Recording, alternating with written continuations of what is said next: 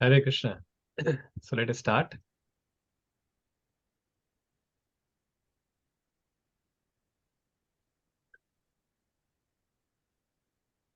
Om Ajnanatimirandhasya Jnananjana Chakshurunlitam Yena Tasmai Shri Gurave Namaha Nama Om Vishnupadaya Krishna Presthaya Bhutale Srimate Bhaktivedanta Swamin Iti Namine Namaste Saraswate Deve Gauravani Pracharine Nirvishesha Shunyavadi Paschatya Deshatarine Jai Shri Krishna Chaitanya Prabhu Nityananda Shri Advaita Gadadhar Shivasadi Gaura Bhaktavrinda Hare Krishna, Krishna Krishna, Hare Hare, Hare Rama, Rama Rama, Hare Hare, Hare Krishna.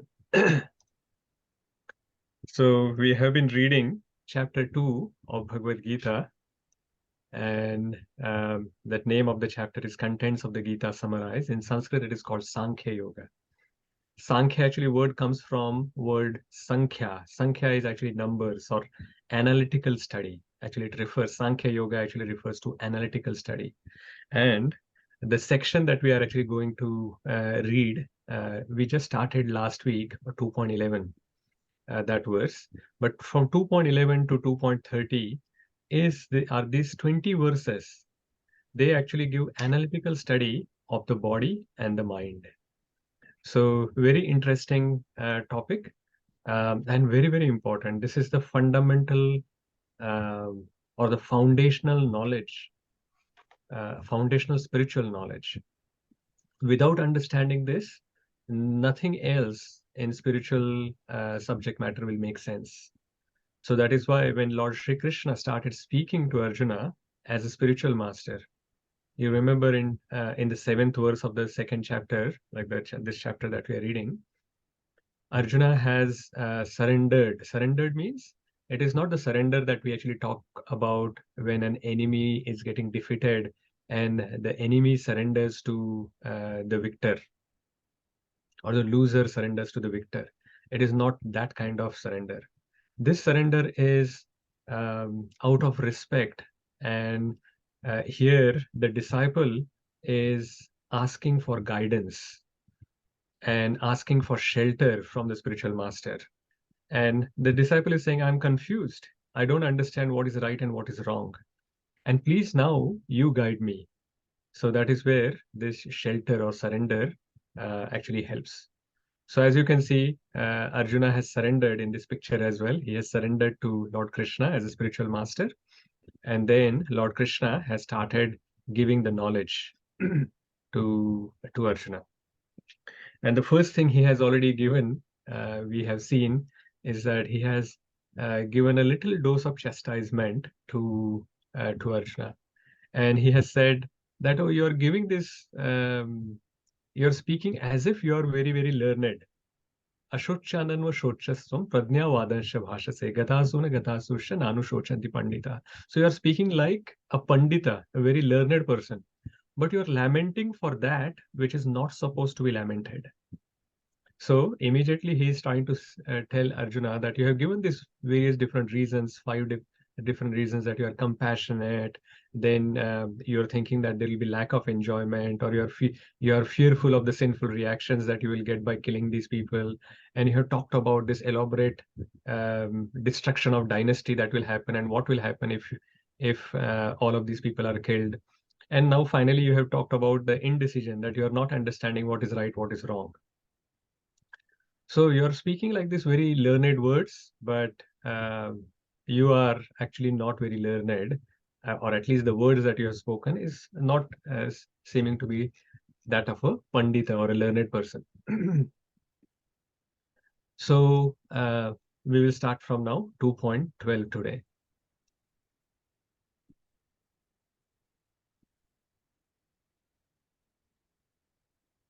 So 2.12. Natvivaham jatu nasam natvam neme janadhipaha na chaiva na bhavishyama sarve vayamatah param. Anyone wants to read the mantra Mulam Prabhu? Please go ahead. Never was there a time when I did not exist, nor you, nor all these kings, nor in the future shall any of us cease to be. So here, Lord Krishna is giving an assurance to Arjuna, because Arjuna, what he said in the beginning, the first reason he gave was of that of compassion for all his friend and family members that he can see on the battlefield. So Lord Krishna is immediately trying to give him assurance that don't worry, that these people that you are seeing in front of you, they were there in the past, they are present now, and they are also going to be present in the future. So Lord Krishna is trying to tell Arjuna that there are many, many lifetimes that these people, or many births that these people have already taken. And they were existing, they are eternal, they are existing before, they are existing now, and rest assured that they are also going to be existing in future. So there are also here, Lord Krishna is refuting some of these concepts or misconceptions that many people have. Sometimes people think that, oh, I'm coming, like I was God before, and then somehow or the other I'm now covered by Maya.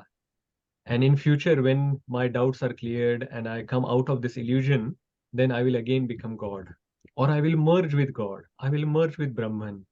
All of these concepts, Lord Krishna has removed, misconceptions have been removed by this verse. How? Because Lord Krishna is saying, you were individual before, as well as you are going to remain individual in the future as well, even after liberation. So it is not that you are going to merge into Brahman or you are going to merge into God or whatever. You are still going to remain as an individual, separate entity, and that is separate from the Supreme Lord. So that is how we can see this. Then, uh, in the next verse, very, very important verse, what Lord Krishna is saying, let us see. This is a very famous verse, and Srila Prabhupada, as well as many devotees as well, when they are giving lectures and when they want to actually talk about the difference between the soul and the body, they quote this verse. And those who are interested in memorizing some verses, I would suggest that this is one of the verses that you can memorize. So what it says, Dehi nosmin yatha dehe kaumaram yauvanam jara tatha dehantara praptir dhirastatra namuhyati. Amender Prabhu, you had raised your hand earlier. Can you As please? the embodied soul continuously passes in this body from boyhood to youth to old age, the soul similarly passes into another body at death. A sober person is not bewildered by such a change. Bewildered by such a change. We want to actually read the first two paragraphs also of the translation. Anyone else wants to read the first two paragraphs of this purport? Prabhu, can I read? Let us see. There are many hands up. Oh, Melissa, Mataji, your hand is up. Hare Krishna, Prabhuji. Yeah. Since every living entity is an individual soul, each is changing his body every moment, manifesting sometimes as a child, sometimes as a youth, and sometimes as an old man. Yet the same spirit soul is there and does not undergo any change. This individual soul finally changes the body at death and transmigrates to another body. And since it is sure to have another body in the next birth, either material or spiritual, there was no cause for lamentation by Arjuna on account of death, neither for Bhishma nor for Drona, for whom he was so much concerned. Rather, he should rejoice for their changing bodies from old to new ones, thereby rejuvenating their energy. Such changes of body account for varieties of enjoyment or suffering, according to one's work in life. So Bhishma and Drona, being noble souls, were surely going to have either spiritual bodies in the next life, or at least life in heavenly bodies for superior enjoyment of material existence. So in either case, there was no cause of lamentation. Yeah, Shanti Mataji, you can read the next paragraph, please. Any man who has perfect knowledge of the constitution of the individual soul, the supersoul and nature, both material and spiritual, is called a dhira, or a most sober man. Such a man is never deluded by the change of bodies. Yeah, thank you very much, Melissa Mataji and Shanti Mataji. So you can see in this slide that is being shown, so how it is going.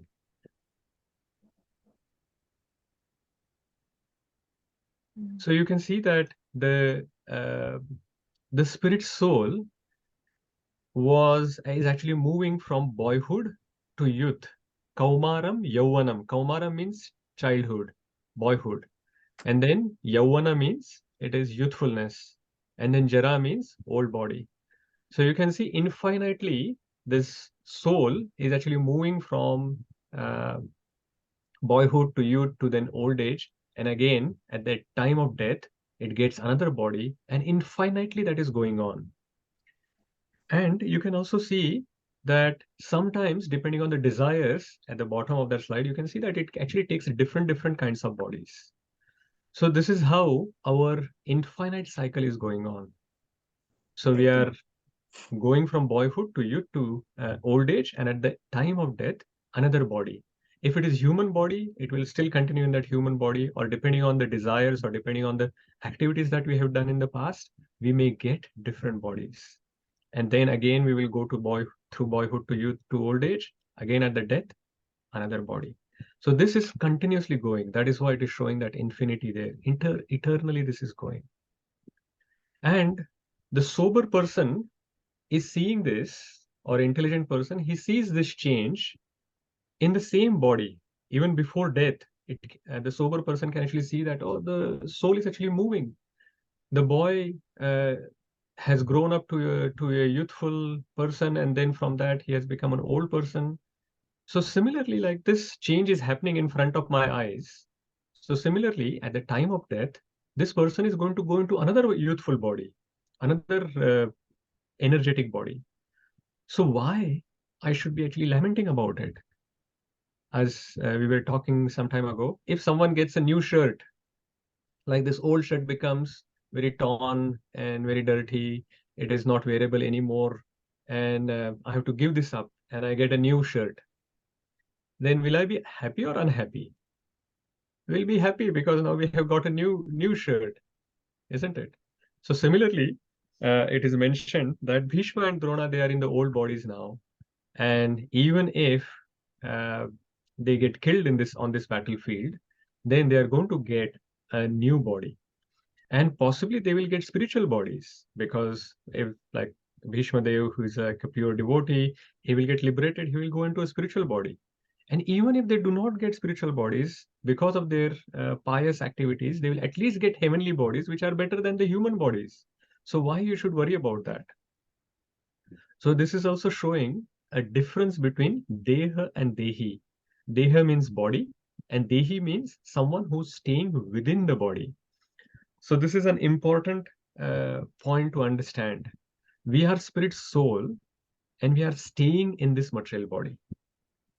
So we are spirit soul, and we are staying in this material body. And why is this important to understand? We will have a look. But before that, let us look at what kind of different bodies that we have. So we do not actually have just one body.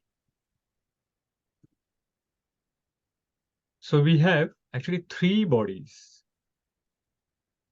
One is the gross body, which is the outside layer that we see. And this gross body is made of earth, water, fire, air, and ether, these 5 elements. How is that? So suppose when the body is burnt at the end of life, when we die, at that time, if the body is cremated, then at that time, finally some ash remains. So there is that earth part which is there. Then the body has blood and plasma. So there is that liquid part, that is the water element that is there. The body also has fire. That is why we have the body temperature. Also, there is a fire in our stomach. that digests the food. So there is that fire element that is there. Of course, we are breathing. That is the air element that is there. And there are the Shastra says that we have 5 different airs in our body, which are called prana, apana, samana, vyana, udana. And then, of course, there is ether. Ether is the intercellular space which is there, and that is how the body takes shape. So these are the 5 elements of the gross body. And we can compare that through to an outer coat that a person is wearing. But inside that, there is subtle body. So we saw gross body, which is made of earth, water, fire, air, ether. But inside that, there is subtle body. Subtle body means it is not visible. Gross body is visible to our eyes, but the subtle body is not visible. And it is made of 3 different parts: mind, intelligence, and false ego. Now, what is mind? What is mind's role? Mind has 3 different roles. Thinking, so all the thoughts are coming from mind. Then feeling, all the emotion, experiences, which are again coming from mind. And willing, so the desires, wants which are coming, they are also coming from the mind. Mind is like a sponge, and anything that we see, that it absorbs. Anything it experiences, it absorbs.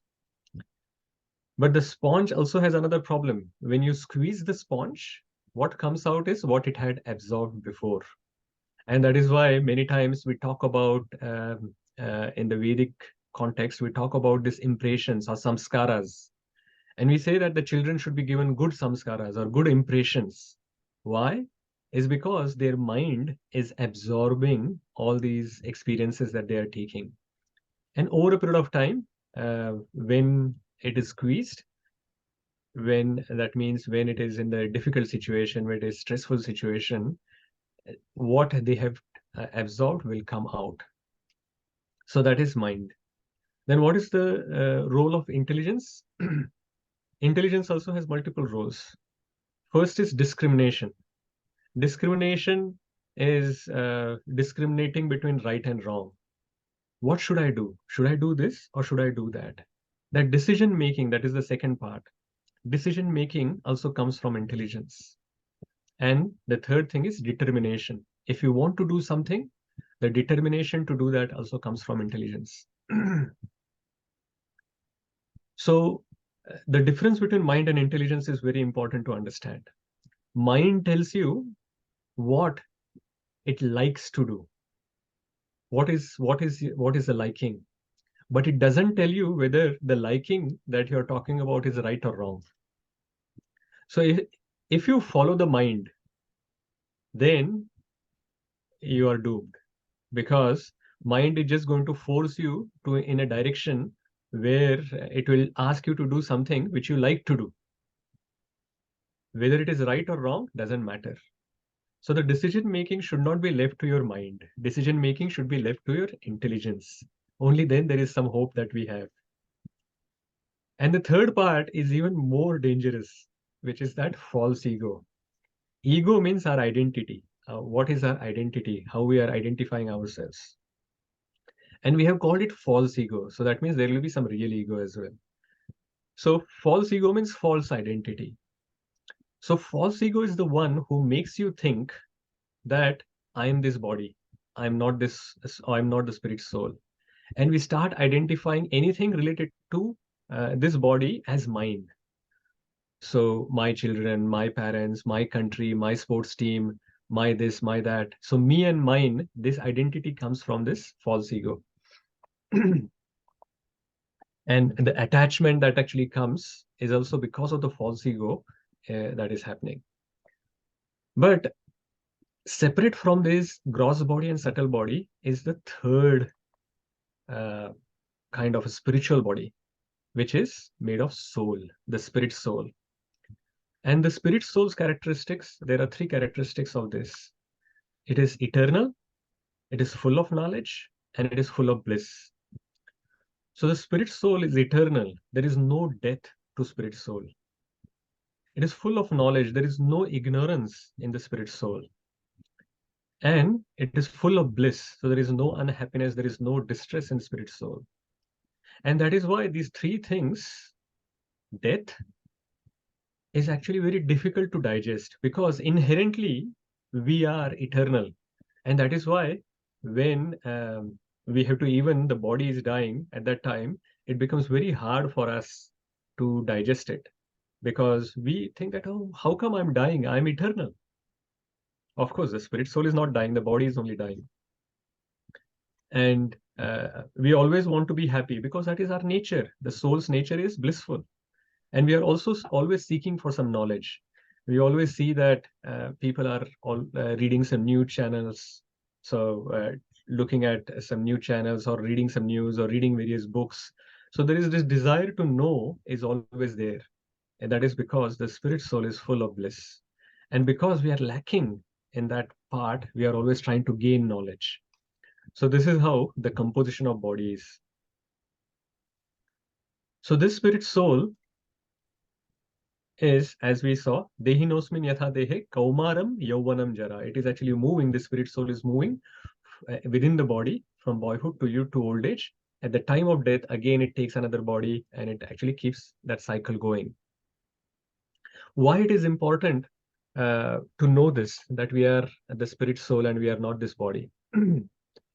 So just this joke that I heard recently, recently again, of course, it is a childhood joke. Most of you would have heard it. Once a prime minister actually goes and visits a mental hospital, and he meets a person there, and the prime minister says hello to that person. And this person is curious, who has come here with so many people behind him? So he says, who are you? So the prime minister says that I'm a prime minister of this country. He says, shh, don't say this again. I was also saying the same thing. And then they kept me here and they are not allowing me to go. So the person who doesn't understand who he is, we are saying that, oh, he's ignorant, he's an illusion, he's mad. But if you actually see, we all are like that. We all think that we are this body, but we are not actually our bodies. We are the spirit soul. So the first thing that actually happens, if you actually understand this difference between the body and spirit, is that we come out of this illusion and madness. And this is important. Who wants to remain in that illusion and madness? But that is not only this philosophical benefit that is there, that, oh, now we are not illusioned. So you know this story of this old person who was very fond of some birds. So she went to the market and she bought a parrot, very beautiful, colorful parrot. And to keep the parrot, she also bought a golden cage. But then this golden cage was so shining and so beautiful. So she got very infatuated with that golden cage itself. And the whole day and night, she will keep polishing that golden cage to make sure that the cage is not dirty and it is still remaining shining and polished and so nicely. But then the problem was that she only looked after the cage, not the parrot inside the cage. And of course, then the parrot died inside the cage. So the whole point of the cage was that the parrot was there, right? So first, originally, the parrot was the most important. But then parrot was forgotten and people only cared for she only cared for the cage. So we want to actually come out of this mentality. This parrot is like our spirit soul. And if you only focus on the cage, which is this body, then we are losing the point. So our focus of the activity will be always on the body if we think that we are this body. And we will be forgetting about the spirit soul completely. But if we understand that we are not this body, but we are the spirit soul, then automatically what will happen is we will start feeding the parrot. We will start actually giving some attention to the spirit soul, which is actually our original identity. So we need to actually do something for our spirit soul as well. So now 100% of our activities are happening for our body, which is the cage. We are keeping it very nice and healthy, shining, whatever we are doing for the body. But then once we understand that, yeah, body we need to take care of, that is okay. but actually there is that parrot which is there, the soul within the body is also important, then we will also start doing activity which will benefit the spirit soul. And the third benefit that we have of knowing this, of course, there are many benefits. I'm just highlighting in our current context. Once we understand that the spirit soul is eternal and it moves from one body to another at the time of death, then this misconception that is there, that this life is the only life that I have, so let us do what we want to do. You must have heard that from many people. Many people say that this is the only life I have. Let me enjoy, let me do whatever I want. And they don't care about uh, the karma or the reactions that we may get. But once we understand that we are the spirit soul, and even after this body, there is going to be another body. And the next body is dependent on what I'm doing in this current body. So automatically then you will be more careful and will not do any sinful activities. Will at most you will be trying to do some pious activities. But if you understand that you are a spirit soul, then you will actually go further than that, and you will do the spiritual activities. And then the karmic reactions will be reduced. And if you are doing the process of yoga or a karma like this, then over a period of time, you will completely finish your karmic reactions and you will get liberated. So we have to actually learn from this verse and this entire section from verse 11 to 30, that we should not only focus on the cage, which is this body, but we should do our activities that will feed the parrot, which is the spirit soul. So what are some of the activities which are there in our life we have to see, which we are doing for the spirit soul? Or are we doing all activities for only our body? So if we actually find that all activities are for the body, then we should understand, try to find out what we can do for the spirit soul. Of course, all of you are doing a lot of things. Reading and studying Bhagavad Gita is an activity for the spirit soul. So chanting or meditating on Hare Krishna Mahamantra, chanting that multiple times is also that activity, a spiritual activity which you are feeding the soul. Instead of eating anything and everything, just eating vegetarian food which is offered, which is in mode of goodness, which is offered to Lord Krishna, and then eating that as prasadam, that is the activity for the feeding the parrot or feeding the soul. So there are so many activities that you can do for doing for the soul, and Bhagavad Gita will keep talking about it. So we will see more of that in future. Sudharma Mataji, you have some question or comment? Yes, Prabhuji, Hare Krishna Prabhuji. Can I ask a question, Prabhuji, just related to this subject? Like when you were saying, like we believe in the next birth, and in that way we try to do pious activities, and we don't want to be, accumulating any papa. But some people like who don't believe in the next birth and they just want to enjoy their life, then do whatever they want. And they say, oh, we don't have to care because we don't believe in the next birth. I can do whatever I want. So I don't want to be following any rules and regulation, or because they don't believe that there is karmic reaction at all. So how do we actually go tell them that's not the case? Like, of course the scriptures are there, but they don't want to believe. So what points can we put forward to bring them to understand this? Yeah, very good question. So the law of karma is like law of gravity. So whether you know of law of gravity or not, it is going to act on you. So a child who jumps from second floor of the building or third floor of the building, and an adult who knows law of gravity, and he all jumps from the second or third floor, the result is going to be same. They are going to break their bones when they jump from there. The law of gravity doesn't say that, or doesn't think that, oh, this is a child. The child hasn't studied the science yet, and they don't know about law of gravity. So I will not act on this child. But this adult, he or she should be knowing this law of gravity.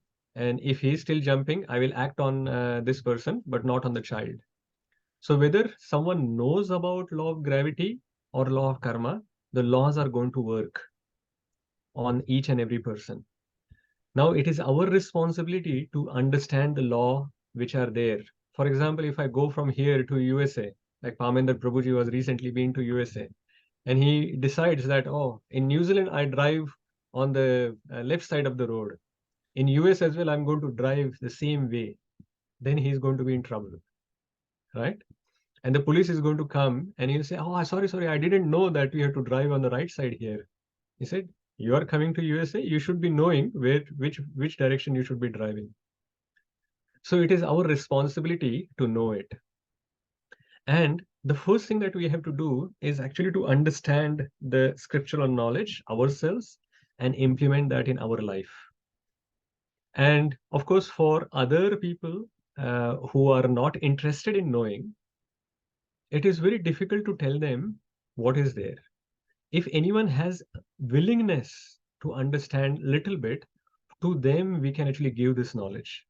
But those who do not have willingness and do not have the understanding, like even basic understanding or desire to understand, then it is very difficult for them to understand. So if anyone has little inclination, if they are asking some questions to us, which can, which are in the right mood, it is not in a challenging way that they are asking and just to prove their point or to defeat or to go into arguments or whatever, then in that case, we can give the knowledge.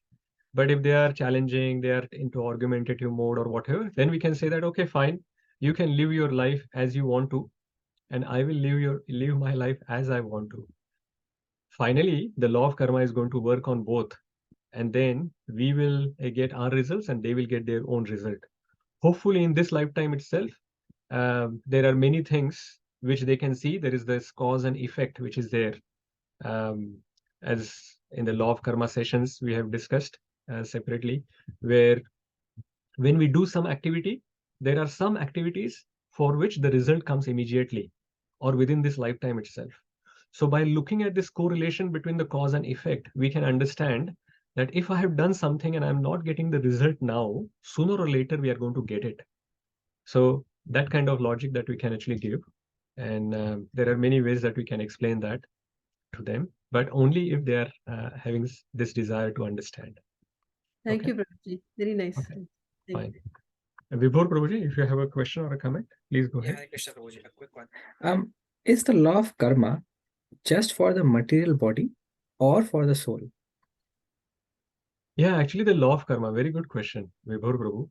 Actually, body is dead. Like the 5 elements that we saw, earth, water, fire, air, ether.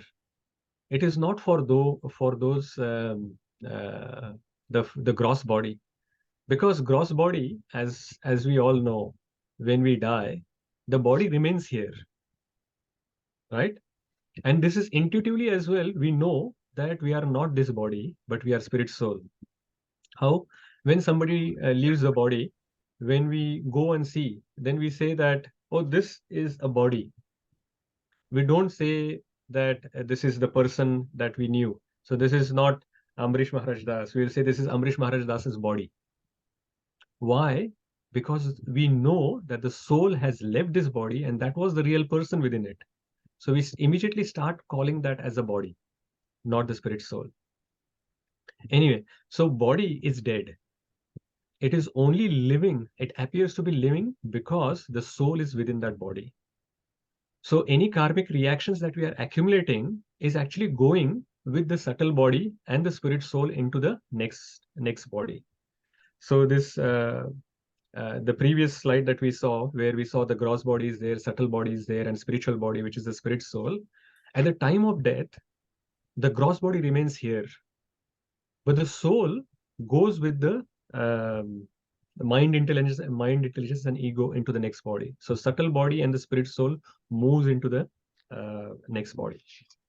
So your And carry karmic forward reactions the- as well go with you to the next body. So it is not acting on the gross body, but it is actually accumulated in the bank account of the spirit soul, and it goes with you to the next body. Hare Krishna Prabhuji. Okay, let's move on. So we have seen we are not this body, we are spirit soul. What are the benefits of understanding this, and how we should be acting after we understand that we are not this body, but the spirit soul. So, so Krishna is actually trying to tell Arjuna that do not lament for this body. But Arjuna may argue with Lord Krishna, saying that yes, you're right, that you're saying that we are not the spirits, we are not this body, but we are spirit soul. But I have spent so much time with this body of Bhishma Dev, of Dronacharya. So even if they are going to get a better next body, and they will be happy for getting a new body, but I am becoming unhappy because I am attached to this, because I have developed a relationship with Bhishma Dev and Dronacharya in their current body. So what should I do? So that is where then Lord Krishna says that you have to tolerate it. Let us look at the next verse.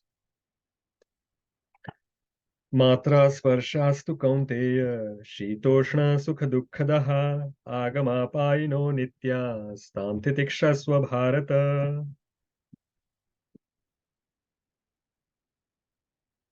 Asoka Mataji, you were asking earlier, you wanted to read. Do you want to? Okay, Prabhu. I will. Yeah. Thank you.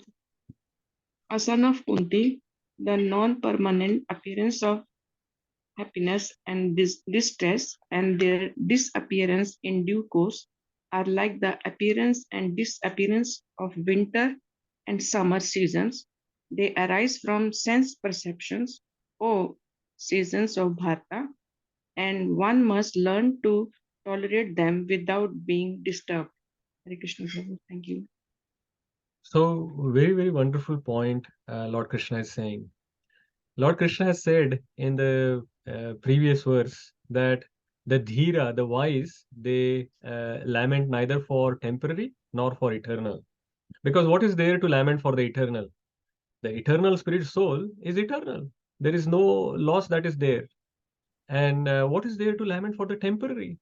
Because even if you kill or not kill, the body is not going to remain here forever.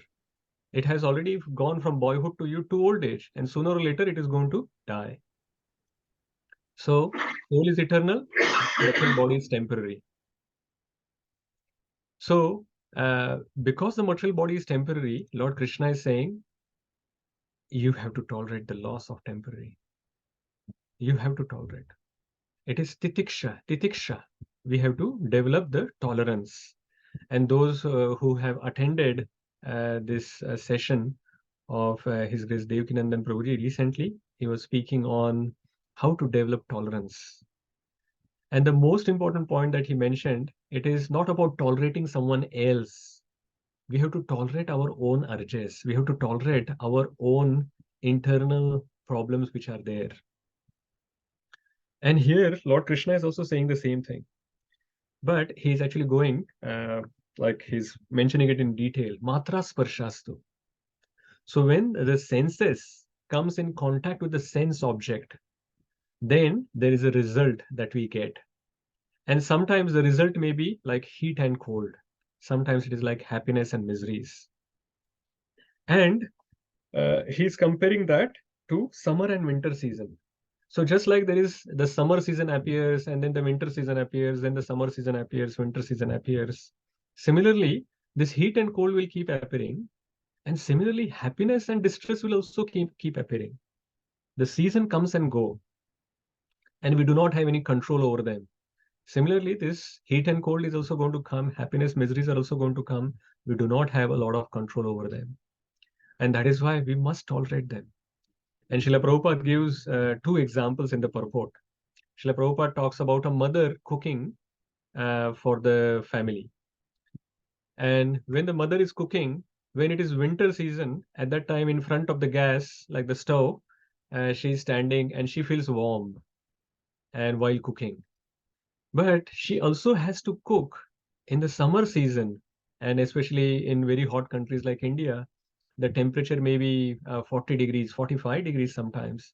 And they still have to actually, she still have to actually stand in front of the stove and cook for the family. And she tolerates it. Why? Two things.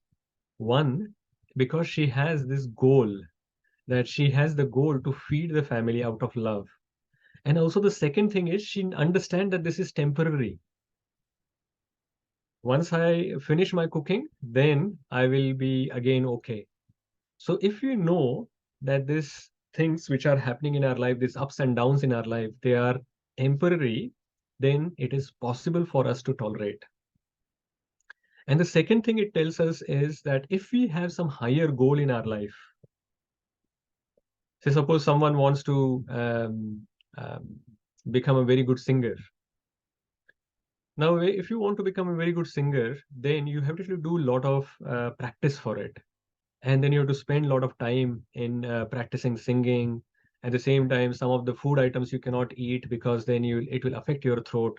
So other people may be enjoying, they may be eating ice cream or whatever, but you cannot eat because you want to preserve your throat properly, and that way you can actually sing nicely. So when there is a higher goal, then these smaller difficulties we are able to tolerate. So this is how we can tolerate these ups and downs in our life. So just like the summer season comes and winter season comes, and we still tolerate it, we prepare for it and we tolerate it. But tolerating the summer and winter, like the heat and cold, is easy. But what about tolerating happiness and distress? And interestingly, why it is asking you to also tolerate happiness? What could be the reason? Why do we have to tolerate happiness? Happiness is everyone wanting, right? So why Krishna is asking us to tolerate happiness as well? Aminder Prabhuji? Guruji, maybe time will not just stay the same. So if we get too happy while in terms of good time, probability is that we'll not be able to tolerate the bad times as well. That's a very good point. So if we become too happy when some good times are there, rest assured, when some difficulties come, the miseries come, we will be like that, negative of that. We will swing in the opposite direction completely. If we are able to tolerate the happiness, then we will be able to tolerate the difficulties in our life as well. Also, it is in a way we can also say that we should be able to tolerate other people's happiness as well. We should not become envious to see other people happy when you are not happy. So Lord Krishna is actually mentioning so many things in just one verse. So tolerate your own happiness and distress as well as tolerate other people being happy. So we have to actually make sure that we don't become envious and say that, hi, how come this person is happy when I'm not happy? Anyway, so we have to tolerate the loss of temporary. So how is it fitting in this current context of Lord Krishna and Arjuna's discussion? So Lord Krishna is trying to mention that just like this mother, like this example Srila Prabhupada gives in the purport, the mother is tolerating. It is her duty to cook and feed. So she is tolerating this heat and cold, right? Oh, the second example, I actually mentioned two examples. The second example Srila Prabhupada gives is a spiritual seeker. So suppose like a saintly person who is a renounced person, and he's staying in some holy place, and even in the winter season, this person will go and take bath in the river, the cold river, and they will tolerate so the coldness of the water. So the duty needs to be done. So Kshatriya has the duty. So Arjuna is a Kshatriya. Kshatriya means he's a fighter. He's supposed to protect everyone. So it is his duty to fight and protect everyone else. So as part of that duty, he has to tolerate this inconvenience of killing or punishing even those who are his friends and family members, if required. So each role or each activity that we do, it has some benefits that we get, and it also requires some sacrifices to be done. Just the example of singing that we are talking about. If you're singing very nicely, everyone will praise you. But at the same time, you have to do some sacrifices to actually practice and do not eat the food which other people are enjoying. So similarly, Kshatriyas get their own benefits. They can collect taxes from people, and they can have like a big palace to stay, wonderful jewelry, and so many things for themselves. But at the same time, they can't run away when there is a time to protect the same people from whom they have collected the taxes. For them, they have to go to the battlefield and fight. And it is possible that they may get killed. At that time, they cannot run away. Just like Arjuna is saying that I will go to the forest and stay like with begging. That is not allowed, because he has actually taken the benefit of Kshatriya duty. He has to also give sacrifices. And while doing sacrifices, he has to tolerate the inconvenience that will come. So tolerate the loss of temporary. But what are the benefits? Why should we tolerate all of this? What will happen if we tolerate? So Lord Krishna gives the benefit in the next verse. Yam hina vyathayante te purusham purusharashabha samadukha sukham dhiram somrutatvaya kalpate. This is the 15th verse. Who wants to read the translation? Dimple Mataji, you had raised your hand earlier. Yeah, please go ahead. Hare Krishna, Prabhuji. Oh, best among men, Arjuna, the person who is not disturbed by happiness and distress and is steady in both is certainly eligible for the liberation. Thank you, Prabhuji. So for the first time here, Lord Krishna is giving a spiritual goal. So we were talking about how will we be able to tolerate. So we said that there are two things. One, understanding that it is temporary. Any difficulty that is coming, that is also temporary. But also the second thing was, if you have a higher goal, then it is possible to go over these small obstacles. For example, everyone goes, like many of you and many of us go to work. And sometimes at work, it is not everything hunky-dory, everything is going smoothly. Many times there are difficult colleagues, or there may be a difficult boss. Everything we have to tolerate. And sometimes we have to work long hours. Sometimes many difficulties may come at workplace, but we all tolerate it. Why? Because at the end of the month or at the end of the pay cycle, we are going to get money which is sweeter than honey, isn't it? So because we want to earn the money, we actually go through all the difficulties. That is the goal. And because the goal is there, we are trying to adjust with the difficulties. Fine, let's tolerate it. So similarly, Lord Krishna is trying to give us a higher goal here. He's saying what will happen if you are able to tolerate is what will happen is we will become eligible for liberation. So he's saying Yamhina Vyathentete Purusham Purusharshava Samadukha Sukham Dhiram. So in the earlier verse, he was talking about heat and cold, Sukha and Dukha we have to tolerate. But tolerating heat and cold is okay, it is easy. But tolerating Sukha Dukha is difficult. That is why in this verse, he has only limited that to Dukha Dukha. If you are able to tolerate both of them, like these dualities of life, then we will become eligible for liberation. We can actually get self-realized and come out of this material world.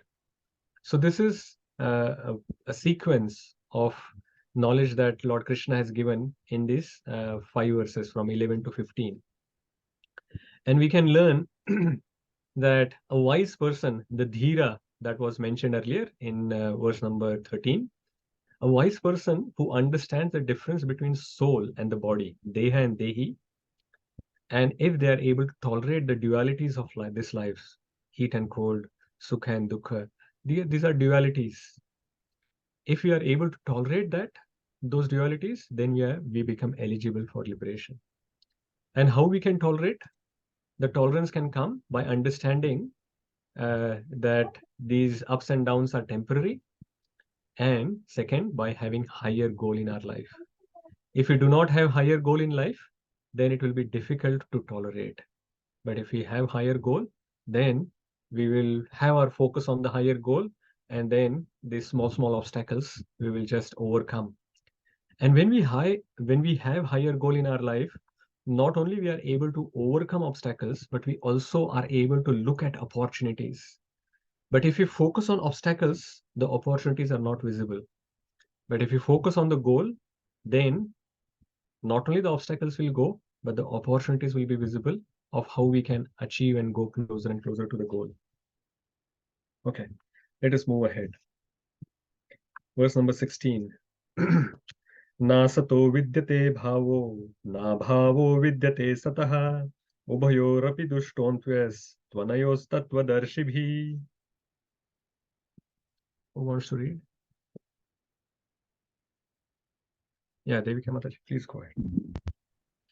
Those who are seers of the truth have concluded that of the non-existent, the material body, there is no endurance, and of the eternal, the soul, there is no change. This they have concluded by studying the nature of both.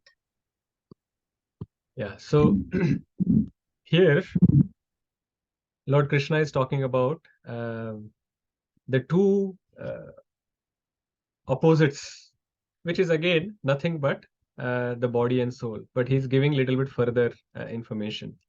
So he's talking about nasato vidyate bhavo, na bhavo vidyate satah. What it means is nasato vidyate bhavo means there is no endurance for material body. So no matter what you do, you will not be able to protect and keep your material body eternally. It's not possible. Anyone who has tried like Hiranyakashipu as well was not able to maintain his material body for a long time. And na bhavo vidyate satah means there is no change for the eternal soul. No matter how you try to destroy the spirit soul, you won't be able to destroy it. There is no change that is possible to eternal soul. This is important to understand, and that is why Lord Krishna is going to talk about these two concepts in the next 3 verses. Vibhor Prabhu, yeah, please go ahead. If it's a quick one. Yeah, quick one. We just discussed that karmic reactions do impact the eternal soul. But now we are saying that there is no change to the eternal soul. Yeah, So I'm confused. Yeah. So the karmic reactions go with the spirit soul, but the spirit soul is eternal, full of knowledge and blissful, and that doesn't change. But because we actually get attached because of the false ego and the mind and intelligence which is traveling with the spirit soul into another body, that is how we get the different feelings, and we experience all these material modes of goodness, passion, and ignorance, and the reactions which come with it. But the spirit soul remains like that. It doesn't change. So it goes from one body to another, but the spirit soul remains as it is, eternal and unchangeable. Is that making sense? So yeah, so that means the eternal soul remains same, but what will happen with the eternal soul in the next birth will depend on whatever has happened in the karmic reactions. Yes. So they will get these different experiences, and different, depending on the desires that they have developed, they will actually continue and get those kind of reactions in the next body. So I want to cover till 19th at least today. So let us go ahead. Verse number 17. Avinashi tu tadvidhi yena sarvamidam tatam vinasham avyayasyasya na kaschit kartumarhati. Who wants to read?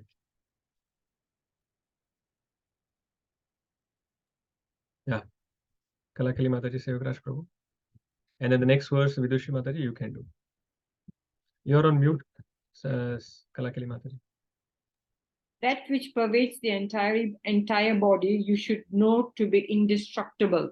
No one is able to destroy that imperishable soul. So in this verse, Lord Krishna is giving a little bit more information about na bhavo vidyate satha. There is no change for the eternal soul. So what it is saying is, soul pervades the entire body and it is indestructible.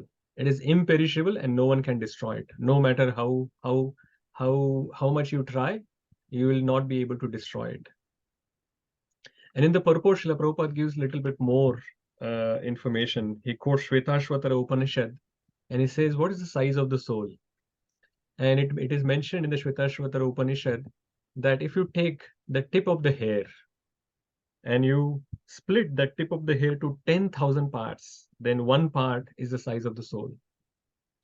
But actually, what it is trying to say is that the soul is immeasurable. It is not that there is some physical size. It is spiritual. It is not gross, by which you can actually take some microscope and find that soul and do the size. So why it is then mentioned that it is that 1/10,000th part of the tip of the hair? It is just to give an idea that how minute it is.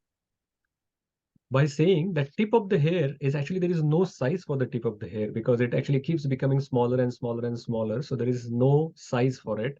And then even that small size, you can actually do 10,000 parts and then take one, which is the size of the soul. Actually, immediately the next verse mentions that the soul is immeasurable. And it is also mentioned that the soul remains in the region of the heart. So the soul actually is in the region of the heart. That is where the soul resides. Okay, let's move on to the next one. Antavanta ime deha nityasukta sharirinaha anashino prameyasya tasmadyuddhasya bharata. Hare Krishna Prabhuji, should I say Yeah, the please go. translation? The material body of the indestructible, immeasurable, and the eternal living entity is sure to come to an end. Therefore, fight, O descendant of Bharata. So now here it is mentioned about nasato vidyate bhavo, about the material body. That material body is sure to come to an end. So even if you fight or not, the material body of Drona and Bhishma, it is going to come to an end sooner or later. So why you are trying to protect something which is anyway perishable, and you are saying that you will not do your duty just to protect that? But even if you do not fight and you want to protect it, they are going to die sooner or later. So why actually you give up your duty for protecting it? So it is against trying to remind Lord Krishna is trying to remind Arjuna that this is temporary and you have to tolerate the loss of temporary while doing your duty. You have received the benefits of being a Kshatriya, you have to also sacrifice and you have to continue doing your duty even if it is difficult for you to do it. And at the same time, this verse mentions that the material body of the indestructible, immeasurable. So it is, the soul is immeasurable. You cannot measure it.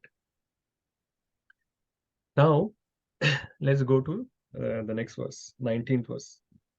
Ya enam veti hantaram yaschainam manyate hatam ubhauto na vijanito nayam hanti na hanyate.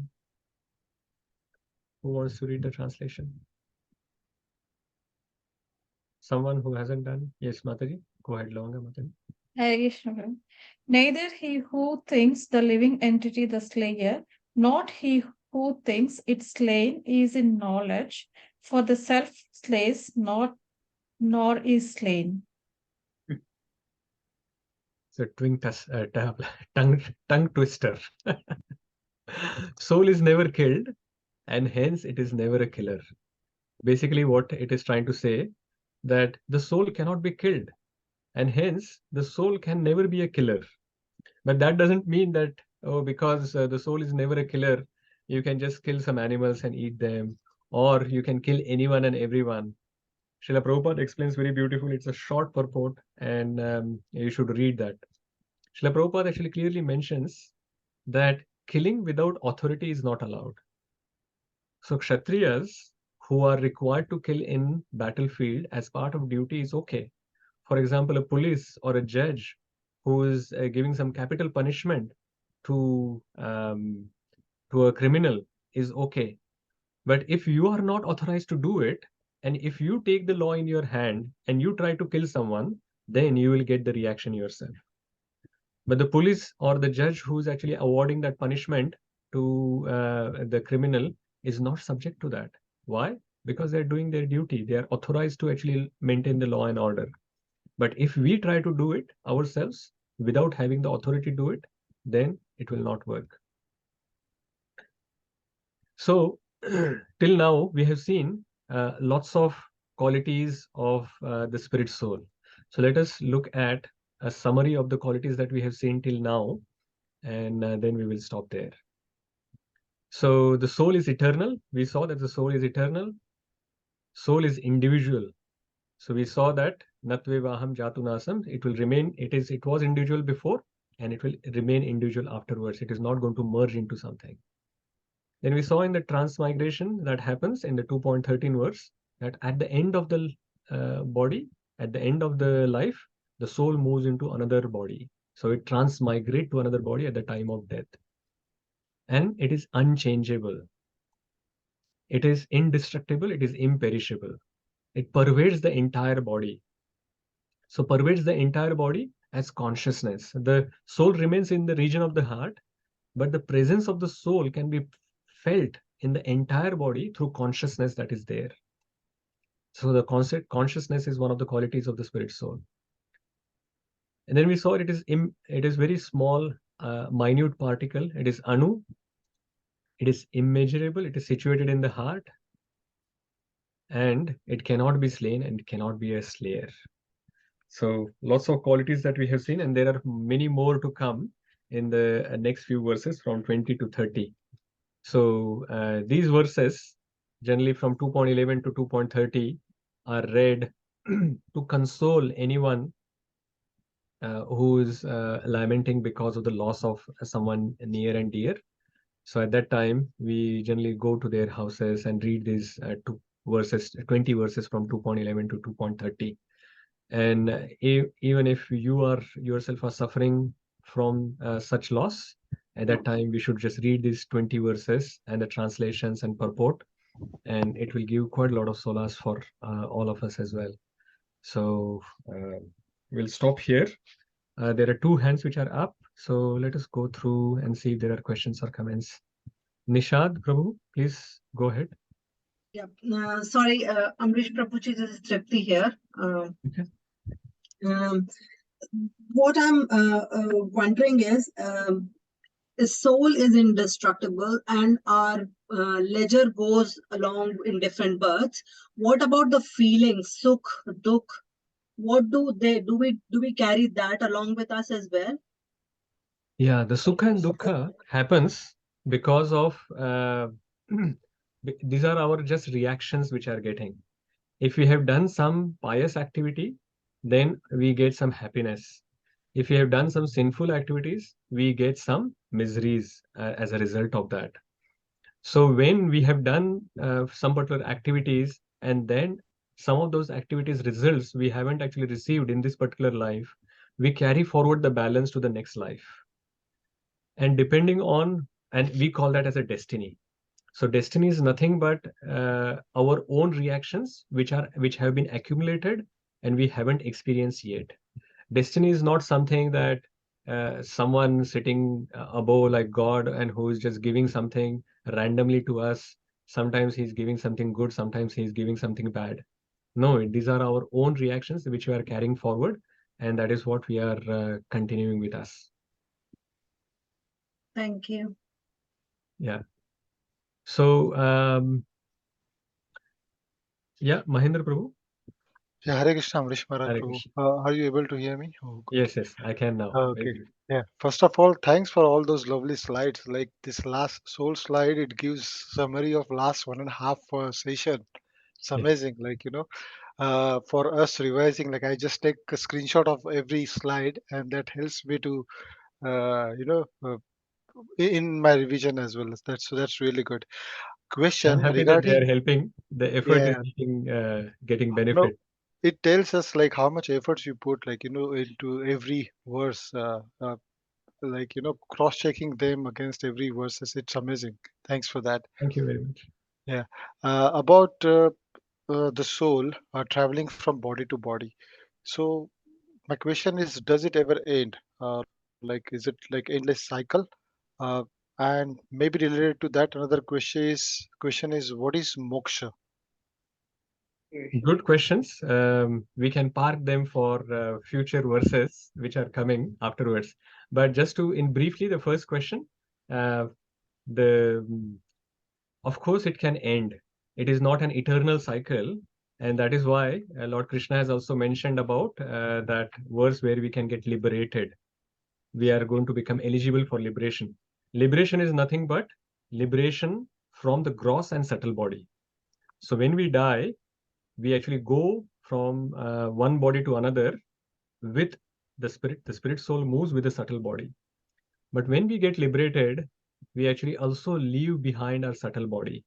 And then the spirit soul goes from this material realm to the spiritual realm, and it gets a spiritual body, which is the original body that it has. So leaves behind everything material and then goes further. So I think both questions are getting answered. Moksha is that. But we are actually, Lord Krishna is actually trying to give us more than moksha in Bhagavad Gita. Moksha is only a small benefit. But going further than moksha is the goal of Bhagavad Gita, to develop love of Godhead, love for Godhead.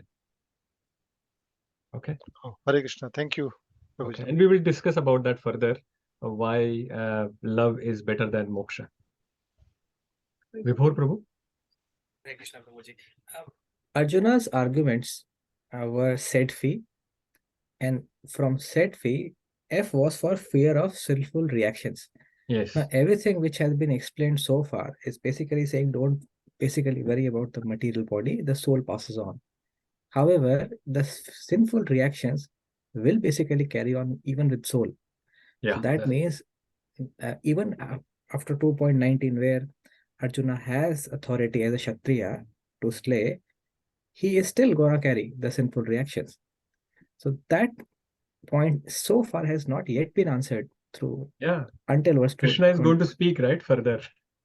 Krishna is going to answer this immediately after he finishes this soul conversation. So this first section, 2.11 to 30, he's trying to address his compassion argument, compassion for the body that he was having. So he's actually answering that part. As soon as he finishes, then he talks about how he can get enjoyment. And after that, he talks about how he can get rid of the sinful reactions. So in this second chapter itself, he will answer these three doubts that Arjuna has. And the indecision argument he will actually keep, because Arjuna has many questions. So he'll clear his doubts. And throughout the Bhagavad Gita, he will talk about that. And the destruction of dynasty, he talks about little bit in the third chapter. Thank you, Prabhuji. We are blessed that we get this knowledge from you. Hare Krishna. We are getting it from Lord Krishna himself and through Srila Prabhupada. And I'm just repeating what he has taught us. So someone wants to actually briefly summarize what we have done till now today. One devotee can summarize all points very briefly, some important ones. And then we will finish. Yes, Surananda Prabhu, please go ahead. Hare Krishna Prabhuji. So, important points. We are a spirit soul and are staying in this material body. Don't only focus on the cage, body. Do the activities that will feed the parrot, soul. A wise person who understands the difference between soul and the body and can't tolerate the dualities of life is eligible for liberation. Tolerate the dualities by having a higher goal in life and understanding that the ups and downs are temporary. Yeah, very good. Thank you very much. Srila Prabhupada ki jai. Srimad Jai. Bhagavad Gita ki jai. Jai. Hare Krishna.